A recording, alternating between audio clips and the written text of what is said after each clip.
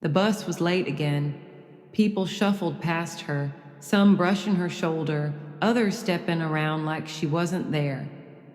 Maya Reyes stood calmly near the curb, white cane in one hand, earbuds in the other pocket. She wasn't lost, not anymore. She counted the sounds. The hiss of brakes, the squeak of sneakers, the impatient breath of a woman nearby, checking her phone. Maya had learned how to see with her ears, her hands, her heart. She could tell who was kind just by the way they moved around her. She could hear tension in silence and softness in footsteps. And yet, there was one thing she still hadn't seen, not fully, not since she was 5. Her father's face. It wasn't that she didn't remember him. She remembered his voice, firm but gentle. She remembered his hugs, strong like tree trunks wrapped in flannel. But his face? That was harder, fuzzier, like a photograph that had been soaked, faded, nearly gone. And tonight, as graduation crept closer, she felt it again. That ache, that unfinished memory, the need to know him, not just as her father, but as the man whose love stayed when everything else disappeared. What did he look like now? Would her fingers still recognize the man her heart never forgot? She didn't lose her father. She lost the image of him. That was the cruelty no one talked about. Not just the blindness, but the quiet creeping fear of forgetting what love looked like. She remembered his voice, his jokes, the way he always added extra sugar to her oatmeal when Mom wasn't looking. But his face? The angles had blurred, the details had slipped, and now, years later, as Maya stood on the edge of adulthood, something in her stirred. A question that had waited 13 years for an answer. Could she rebuild him? Could memory be sculpted back with hands, with heart, with trust?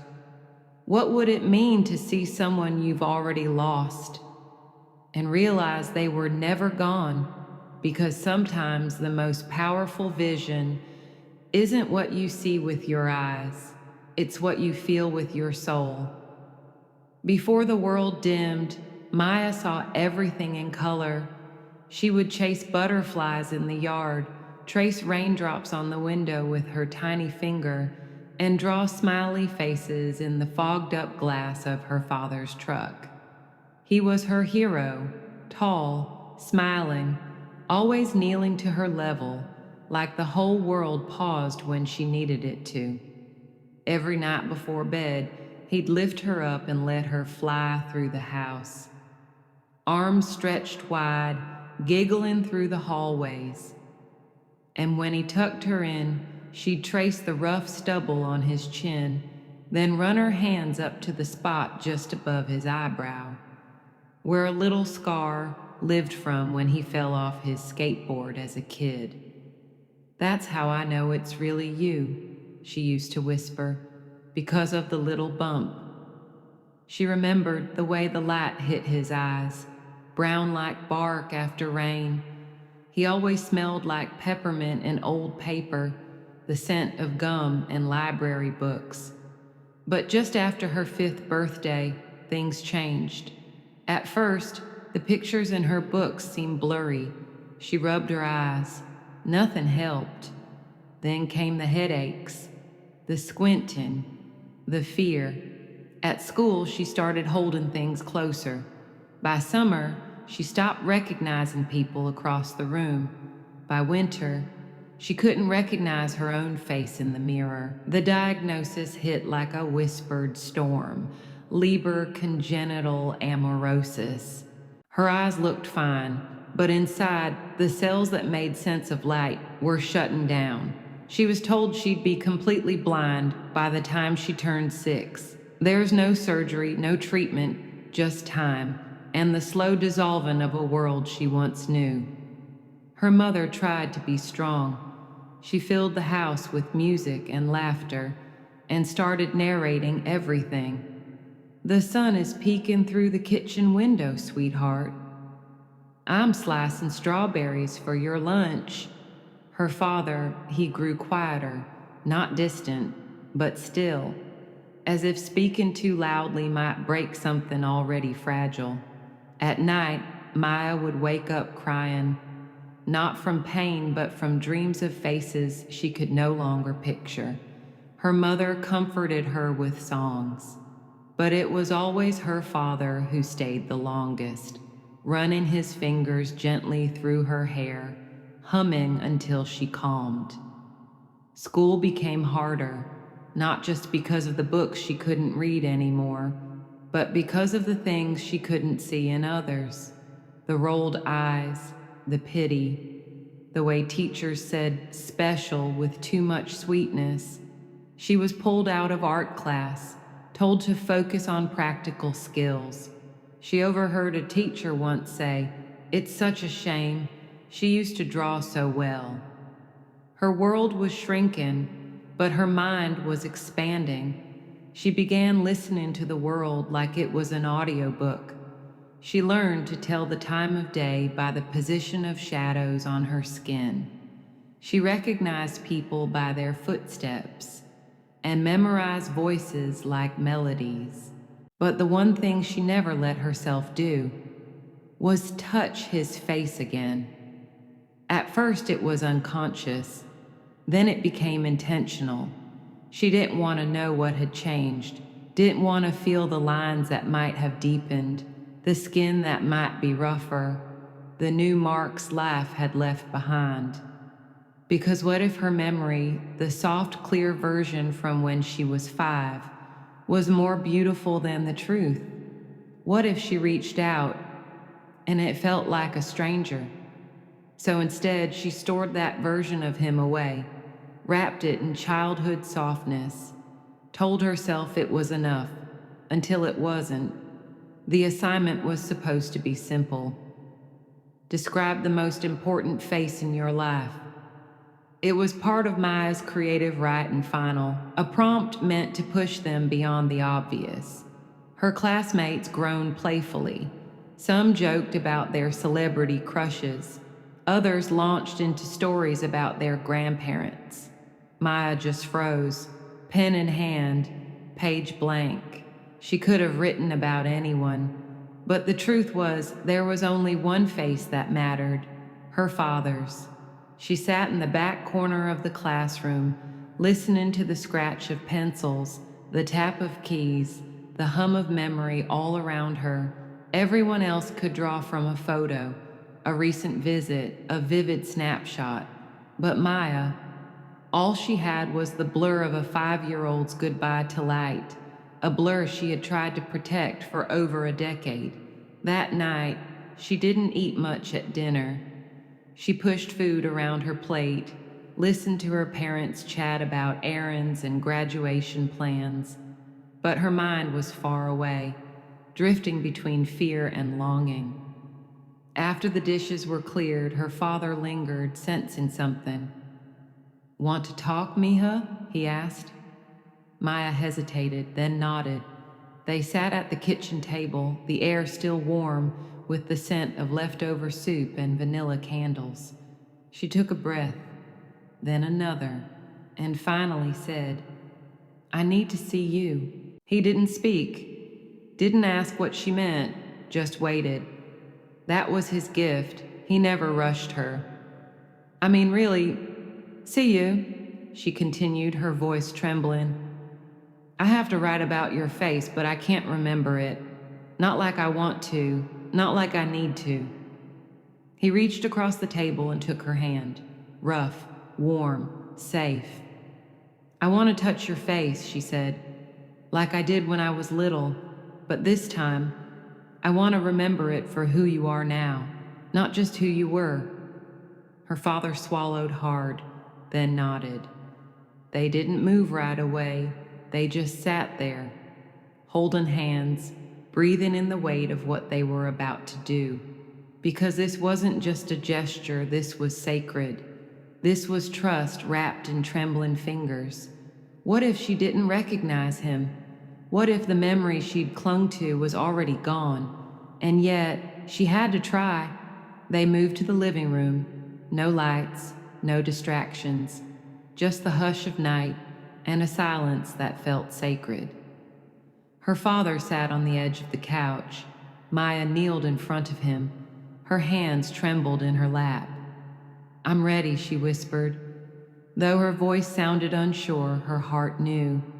This moment had waited long enough. He gently guided her hand upward, and when her fingers touched the side of his face, time seemed to slow.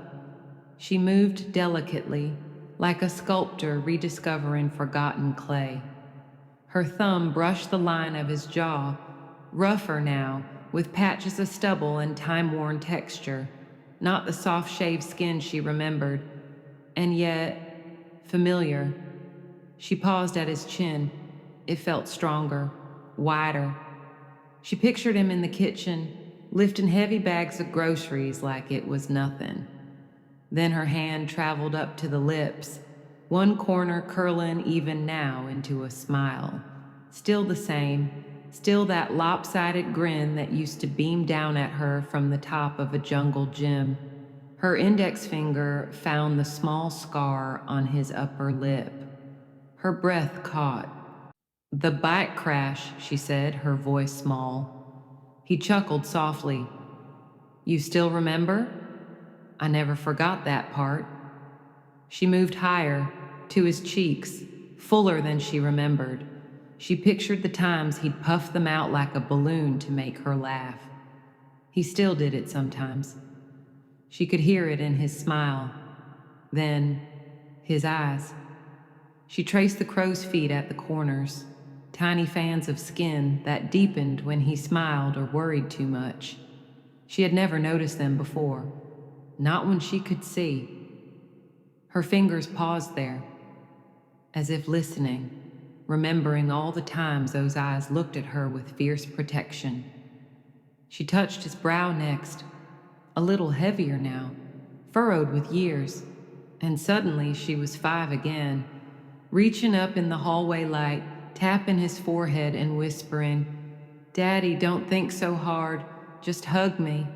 He laughed, then swallowed it, trying not to cry. She moved across his face in slow sweeps. Every wrinkle told a story, every crease whispered, "I never left."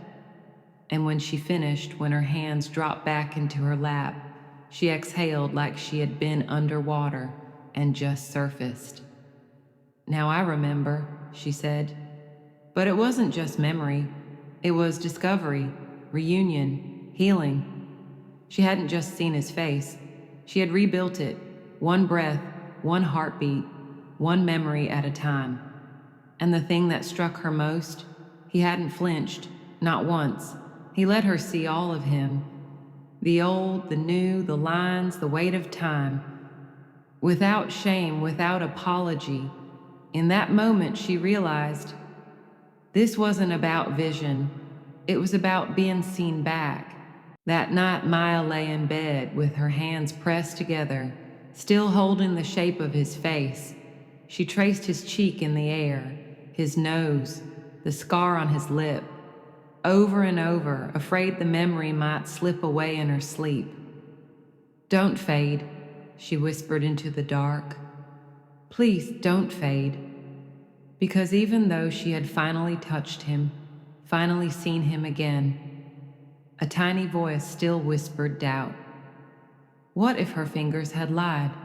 What if her mind had filled in what her heart wanted to believe? What if she had made him too perfect, too gentle, too unchanged? The next morning she sat at the kitchen table, her breakfast untouched, her thoughts noisy. Her father walked in, humming softly, just like he used to on Sunday mornings. He poured coffee, sat down, and then looked at her. Or maybe just sensed her silence. "What's going on in there?" he asked, tapping her forehead gently. She hesitated, then said it aloud. "Did I get you right?" He blinked. "Right?" "My description, my memory, your face." She swallowed. "I didn't want to make it up." I needed it to be true. He reached across the table, covered her hand with his. Warm, steady, present. Maya, you didn't describe the man I see in the mirror. You described the man I hoped I still was.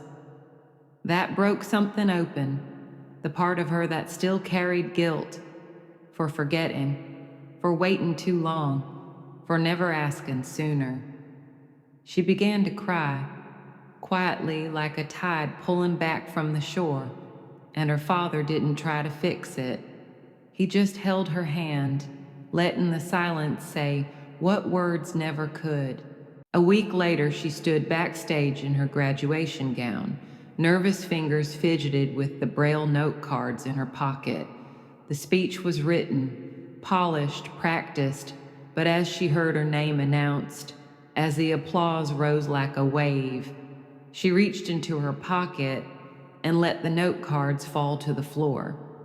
She stepped up to the microphone, paused, and said, "Most people remember faces with their eyes. I remember mine with my hands." A hush fell over the auditorium. When I was 5, I lost my sight, and for years I thought I'd also lost the face of the person who meant the most to me, my father. But last week I found him again, not through pictures, not through dreams, but through courage and trust and love that never left. She turned slightly toward the front row. She couldn't see him, but she could feel his smile, hear the breath he held. "I see you, Papa. I always did, even when I thought I couldn't." There were tears, not just hers, but across the room, from teachers, friends, strangers who never knew her story until now. And in that moment, Maya didn't feel broken, or different, or lost. She felt powerful, whole, and seen, because she hadn't just remembered a face, she had reclaimed a part of herself. We are taught from the very beginning that sight is truth, that to see is to know, that to remember is to visualize. But Maya's journey offers something more profound, a reminder that some of the deepest truths are felt, not seen, carried, not captured. She didn't need her eyes to see her father. She needed time, stillness, and the courage to reach into memory without fear. And maybe that's what seeing really means. Not observing details, but recognizing presence, not recalling features, but feeling love in its rawest form. Maya no longer measures her life in light or shadow. She measures it in voices, textures, the smell of coffee when her father walks in the room, the squeeze of his hand when he's proud, even if he doesn't say the words. She knows now that faces can be rebuilt, not from photographs, but from the echoes people leave behind in your life. A voice that never stopped reading to her, a hand that guided hers without pushing, a scar that felt like home, and in tracing him, she found herself. Maybe we're all a little blind. Maybe we walk past people every day without really seeing them. Because we're distracted, because we assume, because we've forgotten how to look without judgment. But Maya reminds us, you don't need perfect vision to witness someone. You don't need eyes to recognize love. Sometimes the clearest moments in life come in total darkness. And sometimes the people who shape us most are the ones we've memorized not with our eyes, but with our hearts. So ask yourself, who have you stopped really seeing? And what would happen if you reached for them, not with sight, but with intention? If this story touched something in you, if it reminded you of someone you've carried in memory, someone you haven't seen in years, but never truly let go of, don't let that stay unspoken. Reach out, call them, trace their presence in your own way. And if Maya's journey helped you see that love doesn't live in photographs or perfect moments, but in the quiet, faithful ways we show up for each other, Then share her story. Let it travel. Let it remind someone that they too are still seen. Subscribe to this channel for more human stories like Maya's. Stories of quiet courage, unseen strength, and love that refuses to disappear. Because here on Able in Every Way, we believe everyone deserves to be remembered, not for what they lost, but for how they chose to keep reaching.